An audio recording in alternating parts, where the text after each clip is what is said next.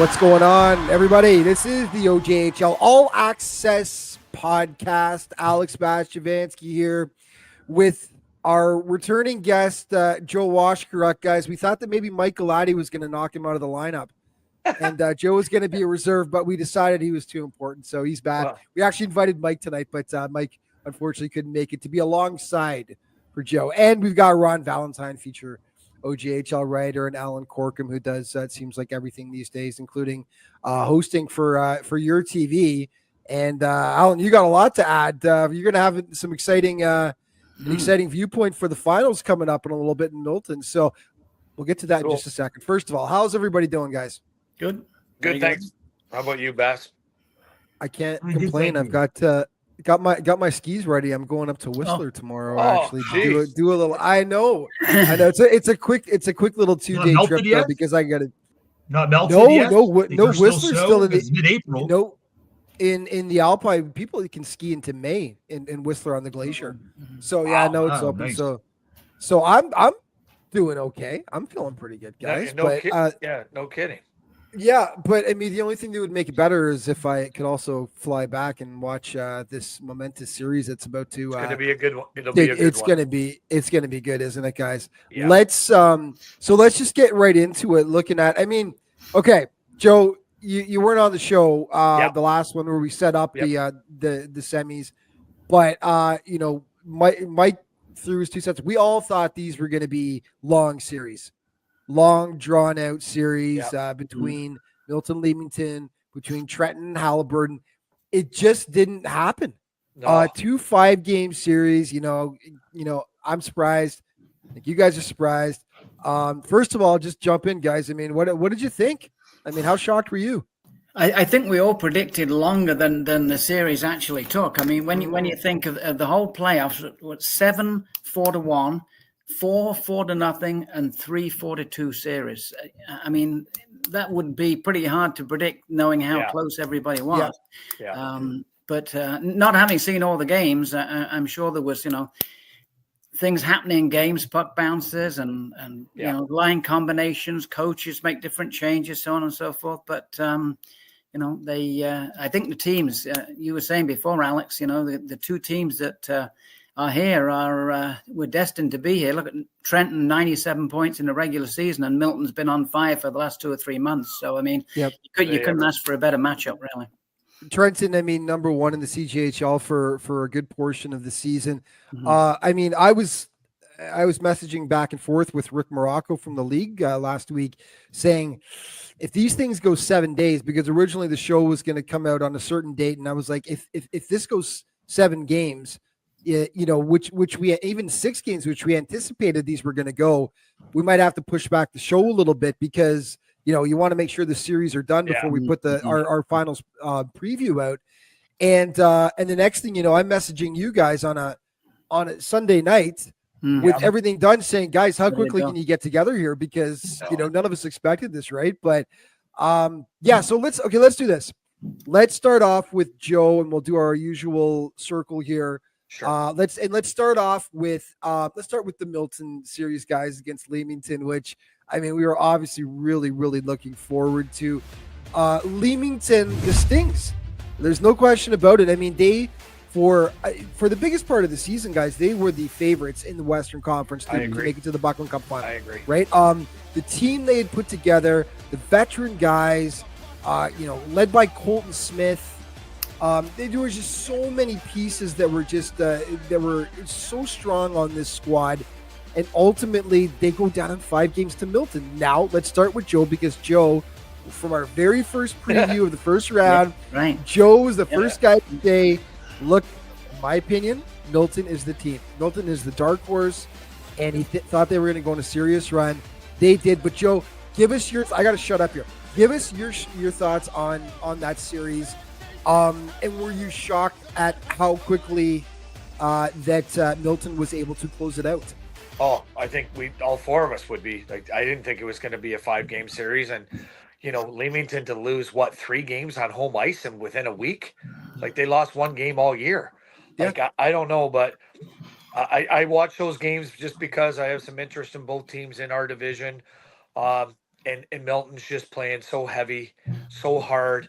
And you got to look at, and I want to talk about Carter Bickle for a little bit. Listen, he beat out Michael Newlove, who's now with the Windsor Spitfires, right? Mm-hmm. Next series, they beat out what? Tagallar, who's on the NHL draft list, right? Just got listed, 29th, I think, overall. And he goes and beats Marcus Vandenberg, who's a GA, like goals against average champion, goalie of the year. Like, this guy's been out of his mind. And I mentioned him. I have a soft spot. He played with us in Oshawa. He actually played some games with the Chargers too, and unbelievable kid. So to me, getting ahead of ourselves, to me, it'll just go between Bickle and Trenton's goaltending, whose name escapes me. But that's what it's going to come down to, guys. I think it'll come down to goalies. That's just let's not preview. Yeah, you want to stop? I'll stop. I want to get more from you as the coach, Joe. Yeah. What did Milton do that was able to turn the tide in this series? Because Leamington did grab one game at the Madhouse in Milton, which I was. The series was 1-1. Which I'm shocked about that that Leamington beat them there. To be honest, and then they lose the other games at home.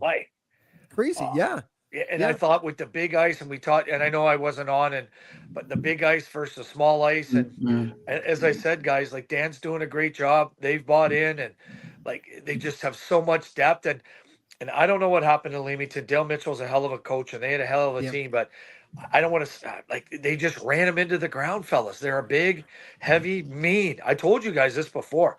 Milton's a mean hockey team. They hack and slash. They cross check you. They chirp at you like, I love it, and that's how they're winning. And I just don't know if Leamington could match that. And Leamington has an older team, fellas. Like, let's face it, they're one of the older teams in the league. And it really started when they lost game one. I thought they were in trouble right off the bat, guys. Right. When Milton went there and beat them in game one, they punched them in the nose right on their home ice, in front of those great Leamington crowds. Leamington was off for 7-8 days, and I really think that kills your momentum. And then you lose, and then you go down 2-0. And no, they did tie it up 1. Yeah, they did tie it up. They tied it up 1-1. Yeah, but I still don't think they played great. Like, Colton Smith kind of carried him a little bit, and no disrespect to anybody. Dale's a good coach, and Justin won GM of the year for 2 years in a row. Yeah. Vandenberg was still good, but Milton's on a roll, fellas, and we've seen this at every level. All it takes is a little bit of a roll, and that's what they're on 100%. And this is a mean team, and they're playing really hard. So I was just going to say, I feel for Leamington. They have been so awesome in this league since coming on board. No doubt. Such a well-run organization. I'm not going to shed too many tears, though, because they've got Mitchell, because they've got the executive of the year, because they've got that great facility and those fans, and they are in the most fertile area for hockey, maybe on the planet. It's up there. They are going to reload. That's sure. it. There's not. They'll be back. They are going to be right back there next season. But Alan, you had one of the best seats in the house. Yep. You were there for your TV, covering these games. What did you see in that series? Wow, yeah. First off, I just want to say congratulations to Leamington on a great season. Dale Mitchell's always been accommodating to me every game before, talking about some strategy, the scratches and stuff. So he's always been good. So kudos to that organization. They had a great run, but just they ran into, I guess, no doubt pun intended, a menace. Milton were just that dominant. I think in this series, I would say Leamington only played one good period. That was the first period of game 2. They were up 3-0. Yeah. They were dominating. Colton Smith had a couple of goals. And then Milton almost came back and won that game. It was 3-2. Leamington had to hang on to win that. So I think it was just all Milton. The two keys in the series to me, it depends if you see the glass half full or half empty. If you see it half empty, Leamington's power play 0 for 17 in 5 games. 17 opportunities with that firepower, and you can't score. That's one of the most mind-blowing stats, guys. But that's one of the most mind-blowing stats. I mean, we know they were lethal, Leamington. So to have a stat like that is just crazy. Sorry, go on though, Alan, but Bickle? No problem. Yeah, they were 0 for 6 in game 4 alone, where they were trying to make a comeback. That was the key. They had a 5-on-3 lengthy to start the third. Milton killed it off. They got the go-ahead goal by, I'd say, the number one pest in the OJHL, Ashton Pacheco. He scored some key goals. He's like a Brad Marchand. He'll get in the face of everybody. He'll chirp a lot. He'll slash and whack. But that's the player you want on your team, and you don't want to play against. So Pacheco's really a little bit of an underdog for that team. But somebody don't talk about it a lot, but I think you'll see a lot of him in the Trenton series. Going back to the other key, Carter Bickle, 8 goals against in 5 games, 30-plus saves, I think mostly every game. Again, he was the key. As Joe said, he had him in the Oshawa Generals, a little bit of the Mississauga Chargers. Yeah. Also playing with the Charlottetown Islanders in the Q League. Yeah. Started a bit rough this year with King, but when he gained the Milton, he became a different goalie on another level. He had 2 shutouts to start the Collingwood series, was 30 seconds away from getting a shutout in the clinching game 5 on Sunday night. They scored a late one, but they still won 2-1. So, Bickle is just on another level right now. And the penalty kill of Milton is excellent. If they keep this up, Trenton got to watch the tape to see how they can score in this power play. Milton can't give them too many opportunities, but we know their penalty kill is very strong. Yeah. The best penalty killer is in their goal right now, Carter Bickle. Well said. Ron, did you make it out to some of the games? Yeah, I agree with Alan. And in that pivotal game there, when Leamington went ahead, Leamington went ahead 3-0 in the first period, but for the rest of the game, for the other 40 minutes, Milton really dominated the game. Could have, with any luck, won that game too. But I was thinking, the country I was brought up in, England, soccer's the big thing, and winning the regular season is very important. Winning the regular season is what it's all about. Finishing as high as you can. The cup, or what we call the playoffs, is run at the same time, concurrently. Now here we're focused on, it's all the playoffs. You got to give credit for Leamington for that fantastic regular season that they had. 2 wins and 2 losses, 2 losses and 2 ties at home in the regular season. I mean, that's playing tremendous hockey. And second overall to Trenton. The Flyers, they shouldn't be hanging their heads. I'm sure they'll be back just as strong for next season, and probably end up being one of the favorites, to take it, because I agree. They'll bounce back for sure. But they were just up against a team that everybody said that that they're a focused team. They know exactly what they want to do. And when you're running a power play of 36%, that's awful tough. That's awful tough. It is tough. Yeah. They just caught lightning in a bottle, didn't they, down the stretch this season, guys? I mean, the whole second half of the season, but and I'll say it again. We always keep laughing about how the OJ coaches know in that coaches poll, they where they had them ranked. They gave respect to that Milton team, like you said, Joe, as well. Like you right off the bat said Milton, So, but we have got to set up who Milton's going to play, because first we got to talk about Trenton, Haliburton, another series, guys, that I think most of us, I think I said 7, but I mean, we thought it was going to be at least 6 games this series. And I mean, Haliburton had a really, really good team this year. And once again, we see, we see the Hawks coming out in 5 games, close games again, close games, some overtime games, right? But like when I messaged Ron earlier in the day on Sunday and said, I mean, I can't believe I'm saying this, but there's a chance that we might, we might know tonight who the combatants are for the final. And Ron said, don't count your chickens yet, or whatever. Because I did think that Haliburton was gonna win that Sunday game. But 5 games, guys. So let's start again with Coach Joe. And Joe, your thoughts on the series and what Trenton did.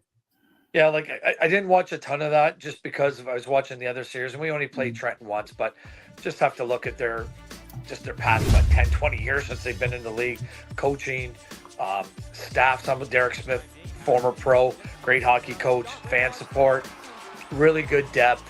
They got Theo, they got a bunch of guys there, hey, this is a really good team. Their goaltending's really good too. And an older team too. Haliburton's an older team, but we said it. I'm surprised by both series. They were close games though, fellas. And Haliburton, Ryan Ramsey does a great job. Good fan support. Since they moved from Whitby, that's a really tough place to play. And they pack, guys, they pack it up there. There's 500-600 strong. Yeah. And just to give them a little bit, they didn't play in their home rink either, fellas. They did get moved out of their rink, and I don't think that really helped them either. I don't want to give excuses for Ryan because he won't take them or their players, but that is a little unsettling. Let's face it, but give all the credit to Trenton and that's a good hockey team over there, obviously. And I'm looking forward. This is I don't know. This is going to be a hell of a hockey series, guys. Yep. Alan, how about you? Well, it's a third straight Eastern Conference title for Trenton. Congratulations to them. But the last 2 times they've had to play Collingwood and they've lost. Will third time be the charm? We'll talk about that in a little bit. But yeah, as I think it was Mike that said on the last podcast about how both series he thought could go maybe 4 or 5 games, be short, or they could be long but he said it could be just a bounce here and a bounce there. And like Joe just said, both series were pretty close games despite being done in 5. This one here, 2 games went to overtime. Halliburton got 1 overtime win. Trenton got 1. Yeah. And the other game, Trenton won, I believe, was a 1-goal game. And then there were the 2 that were 2-goal, but each game had an empty netter. But I think the return of David Fournier really spurred the Golden Hawks on. He came back from late in that series against Stouffville. He played this whole series and showed how good he was. Corbin Roach is one of the top scorers right now in the OJHL playoffs. He's having a great playoff.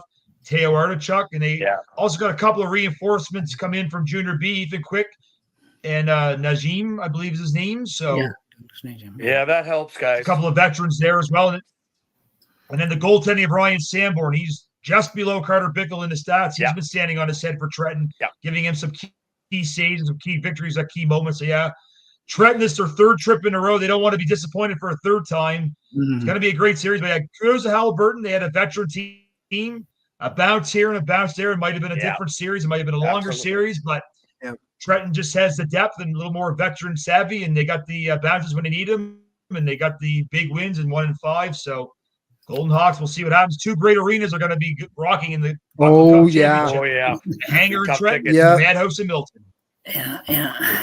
Yeah, Trenton's it's going to be interesting because Golden Hawks fans will take over arenas. They travel well. It's going to be interesting to see what happens in Milton because Milton's been getting over too. They're right over the players in Trenton too. It's a very tight confine.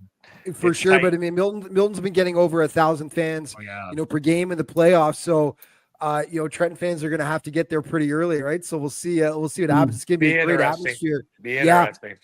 Ron, what was your takeaway from the series, Ron?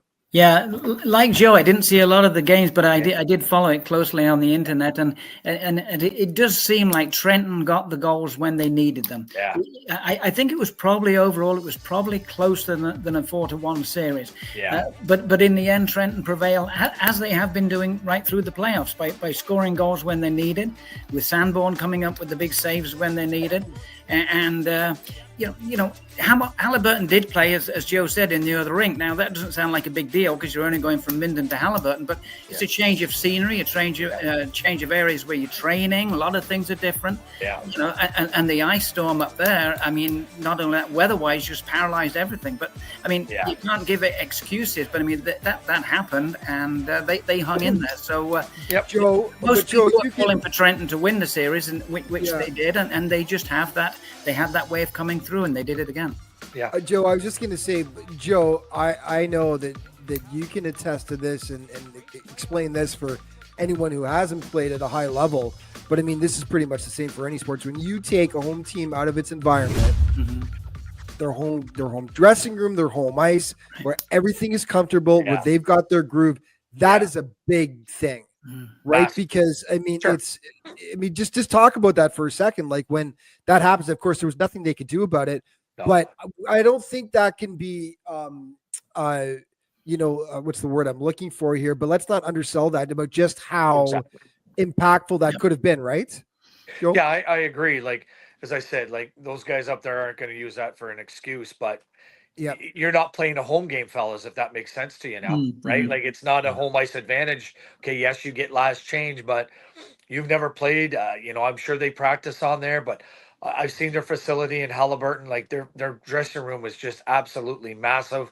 They have everything there. You're used to the bounces. You're used to being in comfort. Now you got to drive to Halliburton. Like, I don't want to use an excuse, and I know they won't, but let's give them a little bit of credit too. Like that was a really, that's a kick in the butt, guys, when that happens. But what are you going to do? Right, fellas? What are you going to do? You got to adapt. But like you said, every little nuance, every little bounce on your home ice, and have that taken away.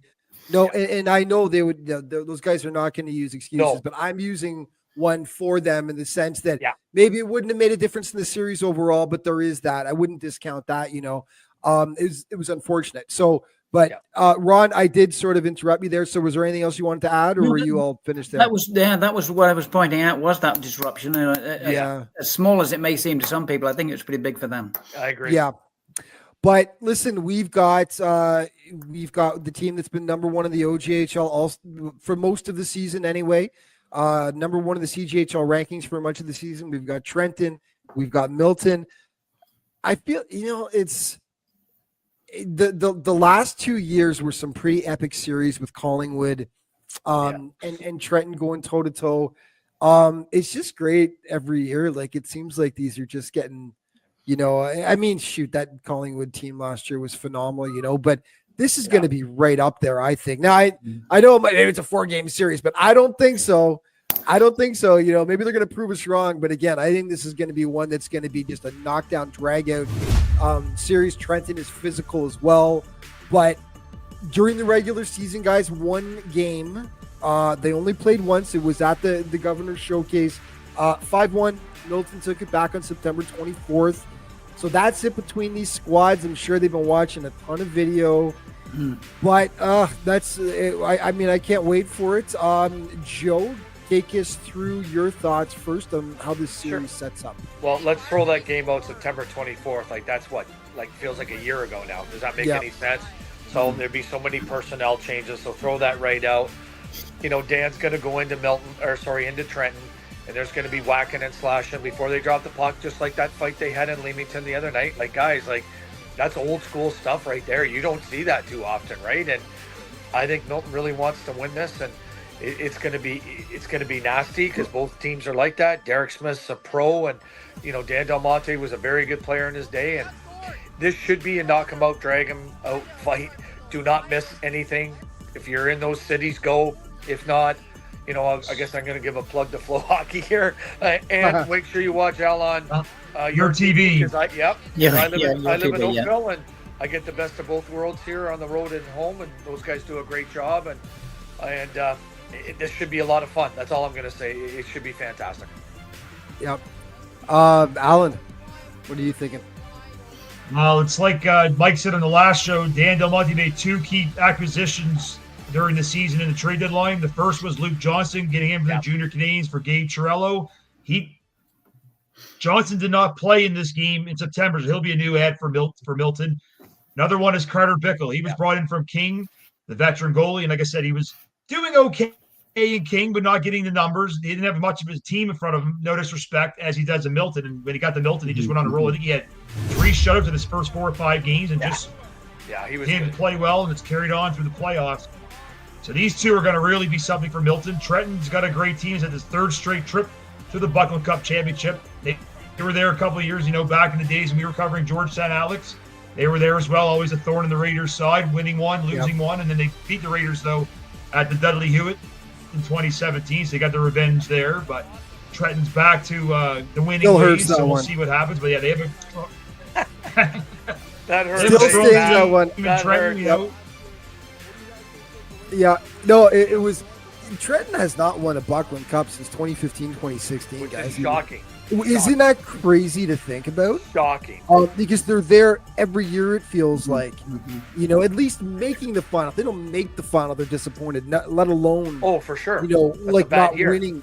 Let alone not winning the Buckland. It is crazy. It's 9 seasons now? Like, that's crazy to think about. But by the way, quick Dan Del Monte thing before I forget. The first time I ever saw Dan Del Monte play was at the Streetsville Tyke tournament when he was 12 years old, I believe. And so, unless it's a different really Dan good. Del Monte, Dan's but a good I don't think he was. player. He was playing for Flamborough, I believe, because he's from Burlington, and I think it was Flamborough. But and then I heard about Dan Del Monte through the years, and I was like, oh, that's the same Dan Del Monte. Look back, sure enough, from Burlington.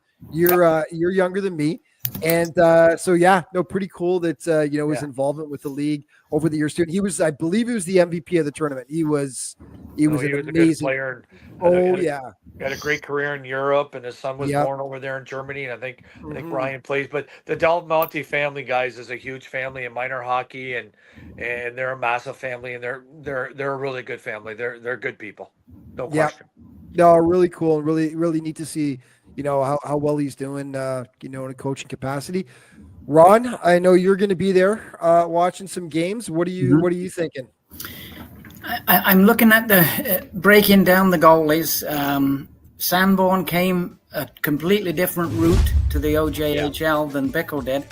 Went to the Hill prep school and played in BCHL for a little while.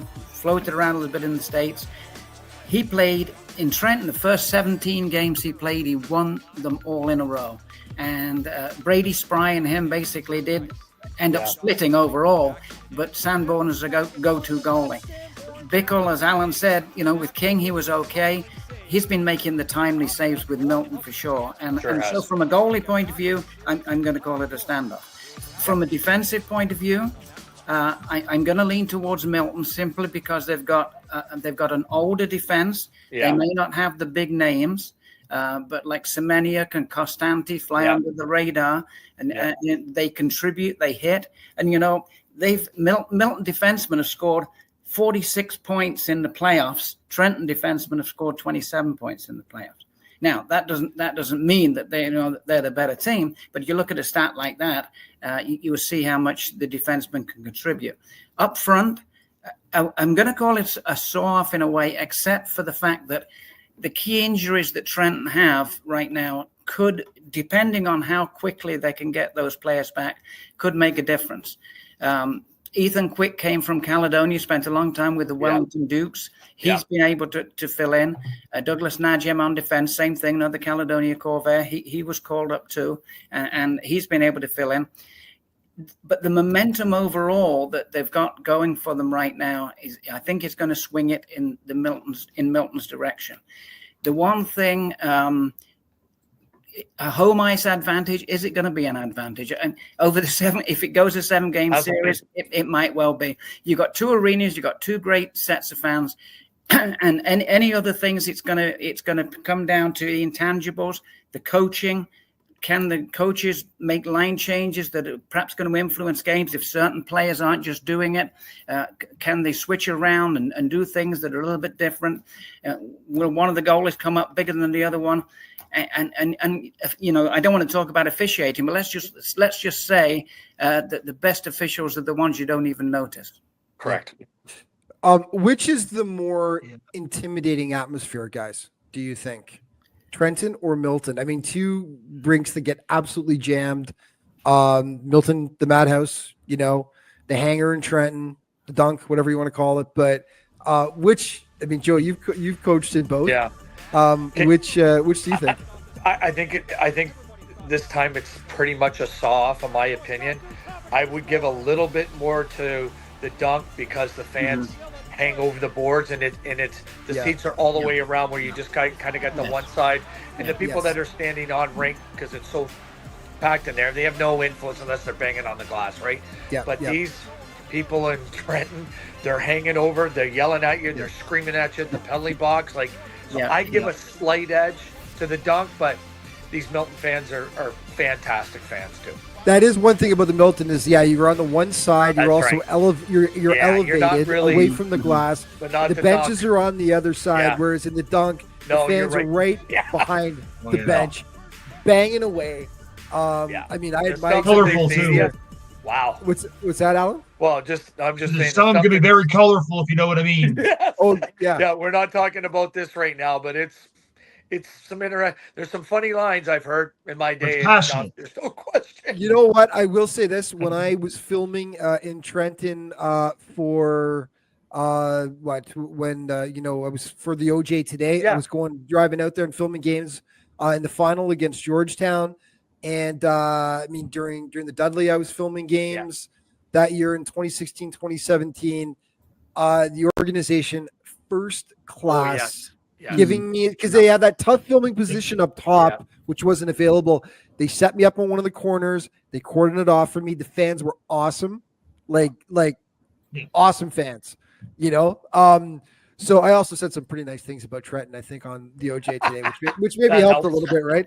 But no, man, the fans were great. The organization was great in a very tight environment. I can't say that about every single team I've ever come across because I filmed everywhere, and most teams were fantastic.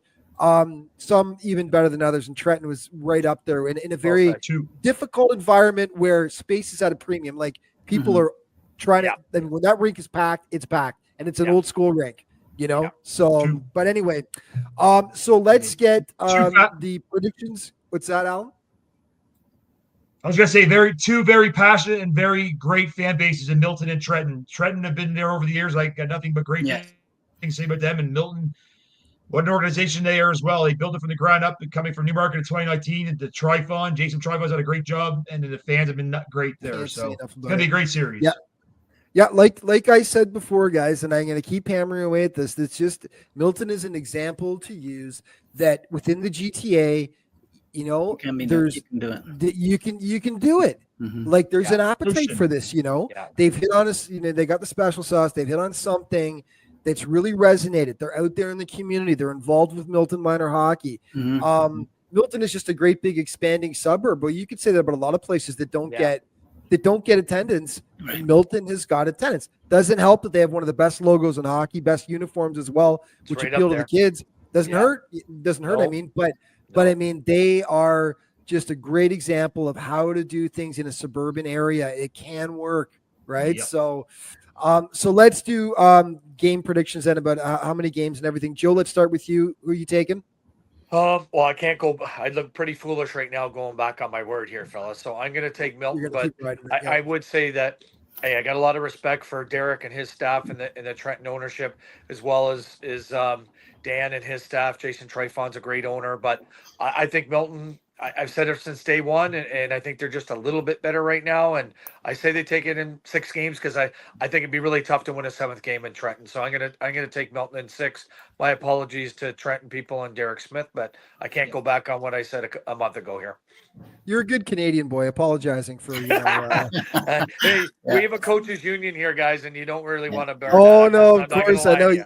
You got to answer to your buddy after you just went against him in your call, right? So no, you got to. I'll see them next week, and I'm like, oh boy, no, it's okay. But no, that's it's going to be a whale of a series, but I'm going to stick with Milton, fellas.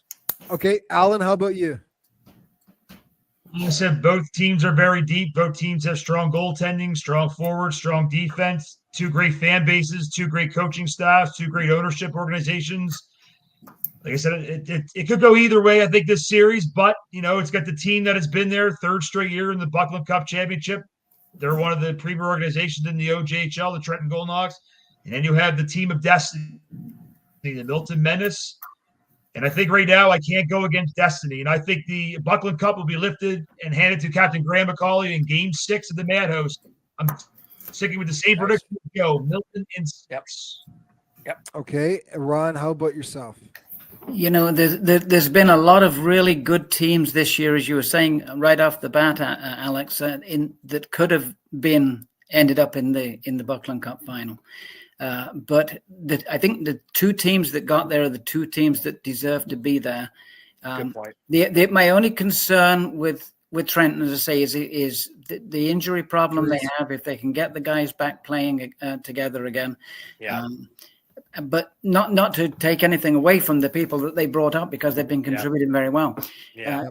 But this really, and the Milton fan base, we were talking about the fan base a little while ago. Milton's been struggling a little bit for attendance sometimes, but now they've been working so hard on the social media right through the town, everything else to build up the fan base. And now I know we're going to have, if it goes 7 games, you're going to have 7 games with pretty full arenas. And I don't know if that's going to make a tremendous amount of difference. These players know, your visiting players know how to tune the home team fans out pretty well. But I may sound like a broken record here, but after Joe and Alan, but I am going to say Milton in 6. I'd love to see this one go 7, but my prediction is Milton in 6 because of the role they're on, not necessarily because they're the better team. They're 2 great teams, but because of the what they've got going right now, I'm taking Milton in 6. So, I mean, I'm looking at the scoring leaders right now, guys, and this is one of the crazy things about Milton, about how powerful they got 5 guys in the top 10 of scoring. Trenton's got 2. Teo Otterchuk is tied for 10th. Corbin Roach comes in at 4th with 21 points, but Milton's, those 5 guys are just absolutely rolling right now. And also, I look at the teams that Milton, I mean, don't get me wrong, Trenton, they didn't have an easy road to it.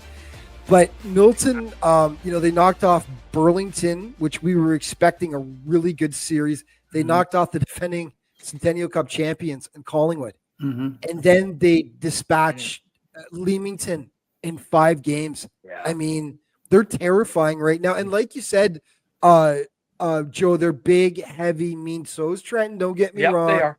Yep. But even looking at, penalties this year, Milton was one of 2 teams in the league, I believe, to be over 1,000 penalty minutes. Yeah. Which is really funny when I say that, because, man, if you look back 20 years, I mean, if there were teams that were over 2,000 minutes in penalties, you wouldn't blink twice about it, right?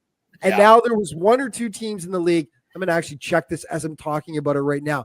But during the regular season this year, there were hold on for a second as I pull this up. I think it was 2 teams. Milton with 10-14, just slightly beaten out by who? The Mississauga Chargers.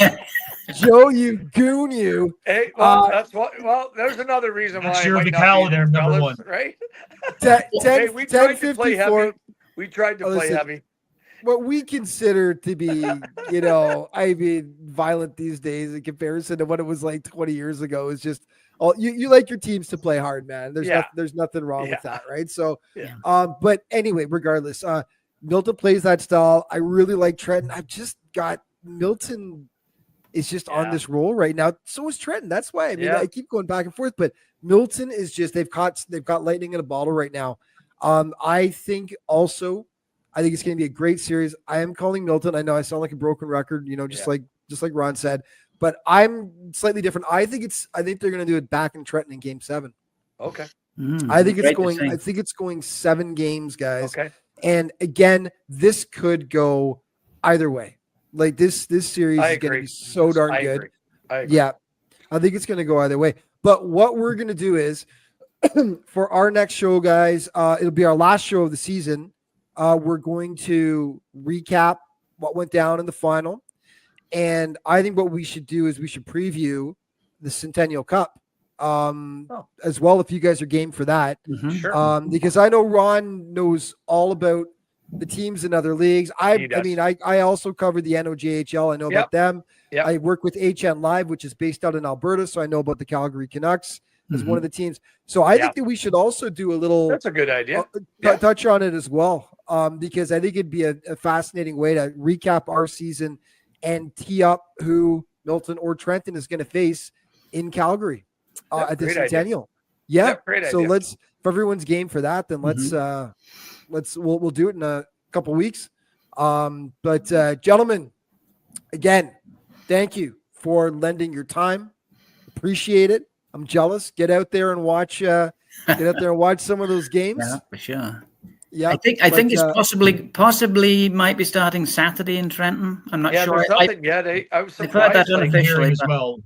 Yeah, so what you're hearing, because Good Friday, guys, listen, that's a pretty spiritual day. I would think that would be tough, but and the Sunday too. Yeah, I was really surprised. I just looked on some things before I came on. I know they have the OHL Combine games on, but I'm like, okay, that's a week from now, but they don't have it up, and I'm kind of surprised by that. Are you guys too as well, or is it just me? Well, I think the fans want to know. I mean, I don't think anybody's really expecting them to start Friday, but it'd be nice for the Milton fans to know when they're going to pack that madhouse. NOJHL is starting Thursday and Friday, guys. Wow. NOJHL is playing Thursday and Friday, so so some leagues are doing it. Yeah. Tentatively, I've heard game 2 might be Monday night, Easter Monday in Milton. Saturday night will be game 1. That's tentative, but nothing's official yet. So keep an eye on the OJ website for the official schedule. Yep. Good point. Absolutely. Good point, gentlemen. Good point. Guys, I love having you on. I love doing this. Hopefully, everyone watching, we entertain you. We make you laugh. You can laugh at us. You can laugh alongside us. I got to tell you one thing, Alex. Before we sign off, I got to tell you, Alex, I've been talking to several of the players en route to this final. And, you know, the players in the OHL, and I've talked to a lot of them over the season, they are the greatest guys. They really are. They're gentlemen. They're knowledgeable. Yeah. Well said. They're friendly. They set up. They give information. You know, they're really a good group of guys. 99% of them are. You know, you'd like to have that guy as your son, stuff like that. So I mean, I think I got to give a shout out to those guys, and especially, you know, I've been doing a thing on the captains of the team, but it's not just the captains. Yeah, it's the other players too, and they all have that same positive outlook and everything, and that's great for the coaches. I think you get a group of guys like that. Well said, Ron. Well said, Ron. Alan, you look like you wanted to jump in with something. Second that. Yeah, I was gonna say I'll go along with Ron a little bit. I'll say the coaches as well, because, you know, doing play-by-play for the regular Flow Hockey, your TV, dealing with all the coaches are so approachable. You talk to them you talk to for longer, of course, but a lot of them are always approachable, very friendly, give you the scratches for the game. Joe included, of course. He's always been great to me up in Georgetown or wherever I see him. So kudos to all the coaches for being so commendable to the play-by-play men across the league this year, and hopefully he'll keep up, and I'm assuming he will. Thank you. Yeah. I do miss doing my in-person interviews for the OJ Today, for stories. And of course I did a lot of them in Mississauga because I used to live in Port Credit. So I'd always be popping in to see Wash before arranging with opposing teams, right, who were coming in from out of town. And I would do the interviews. Listen, there are worse places to do interviees than the Port Credit Arena. That background, it's just one of the most beautiful arenas out there. But I miss being there in person, doing those interviews with the players and the coaches. They were always, you know, and it's pretty cool. Some of the players looking back, and Alan, I know with your TV that you can look back to some of the guys you've interviewed that have now gone on to the big show. Yeah, it's pretty cool. It's pretty cool. It's pretty cool stuff, man. So, but guys, I appreciate the time. Thank you. We'll do this again in a couple of weeks. Get out there and enjoy those games. It's going to be a good one. Fantastic series, and everybody, thank you for watching. Really, really appreciate it all season long.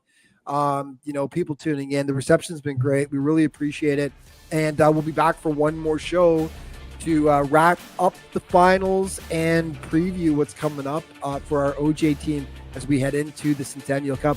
Thank you so much for watching. Just a reminder, of course, to stay up to date all through the playoffs, check out the league's official social media outlets. Thanks for watching, folks. We'll see you next time. Thanks, gentlemen. Thank you.